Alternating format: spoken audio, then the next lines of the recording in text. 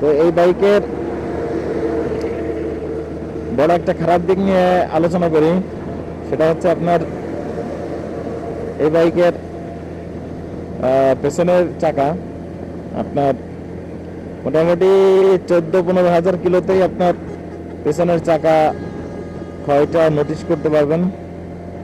তো এটা ইয়ামাহা ব্র্যান্ডের জন্য বা এত ভালো একটা ব্র্যান্ডের বাইকের জন্য আসলে এটা দুঃখজনক ব্যাপার। কারণ সাধারণত 25-30 হাজার কিলো না হইলে বাইকের চাকা চেঞ্জ করা লাগে না। আর বর্তমানে হচ্ছে আমার বাইকে রানিং আপনার 24,000 কিলোমিটার। তো এই বাইকে আপনার এই 24,000 কিলোমিটার রানিং অবস্থায় চাকার অবস্থা হচ্ছে আপনার মোটামুটি 90% চাকা শেষ। আর আরেকটা বিষয় দেখলাম হচ্ছে আপনার কিছু কিছু জায়গায় চাকাটা ফুলে গেছে, কিছু কিছু জায়গায় না, বেশ কয়েকটা জায়গায় একটু অস্বাভাবিকভাবে ফুলে গেছে চাকা, যার কারণে ভাবতেছি যে খুব শীঘ্রই পরিবর্তন করে ফেলবো। আর এটার পিছনের চাকাটা কত টাকা নেয় এটা আমার জানা নাই। আপনাদের মধ্যে যদি কারো জানা থাকে একটু কমেন্টে জানাবেন। এখন ঢাকা যাচ্ছি, তো ঢাকা থেকে ফিরে হয়তো বা চাকা পরিবর্তন করে ফেলবো। আর কোন কোম্পানির চাকাটা ভালো হবে সেটাও যদি আপনাদের আইডিয়া থাকে অবশ্যই আমাকে কমেন্টে জানাবেন।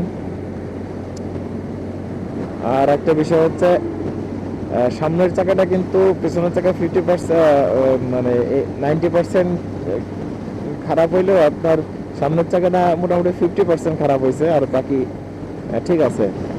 এখনো আর কি আপনার অনেকদিন যাবে বোঝা যাচ্ছে, কিন্তু পিছনের চাকাটা এমন হওয়ার কারণ কি? আর এটা কিন্তু অনেক বাইকারের কাছে আমি শুনছি এই পিছনের চাকার ব্যাপারে, এই এফজেড এক্স এর। ওই বিষয়টা আসলে আমার একদমই বুঝে আসে না যে পিছনের চাকা বেশি ক্ষয় কারণ কি। আর আমি কিন্তু ব্রেক সাধারণত সামনেরটা বেশি ব্যবহার করে থাকি। আর নিয়মও হচ্ছে আপনার 30% ব্রেক পিছনে আর 70% হচ্ছে সামনেরটা ব্যবহার করা। তো সেক্ষেত্রে আমি ওইটাই ফলো করি, সামনেরটাই বেশি ব্যবহার করি। তো সেই হিসাব করলে তো সামনের চাকা বেশি ক্ষয় হওয়ার কথা, কিন্তু আপনার পিছনের চাকা বেশি ক্ষয় হওয়ার রহস্যটা কি এটা আসলে আমার এখন পর্যন্ত বুঝে আসতেছে না। এই বিষয়টা যদি আপনাদের স্পষ্ট ধারণা থাকে অবশ্যই কমেন্টে আমাকে জানাবেন, আমারও জানার খুব ইচ্ছা।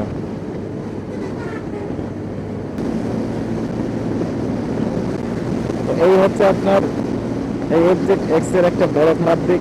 কিছুদিন আগে আমি একটা ফুল রিভিউ দিছিলাম 19,000 কিলোমিটার রানিংয়ে, কিন্তু আসলে তখন আর কি এই বিষয়টা আমি অতটা বুঝতে পারি না, যার কারণে বলা হয়নি।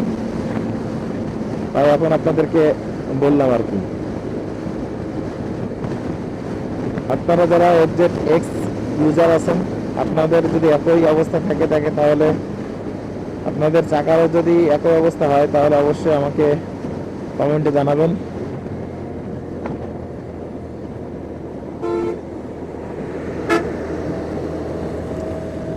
তো এই ছিল আজকের সংক্ষিপ্ত ভিডিও। ভিডিওটি ভালো লাগলে চ্যানেলটি সাবস্ক্রাইব করে আমাদের সাথেই থাকবেন।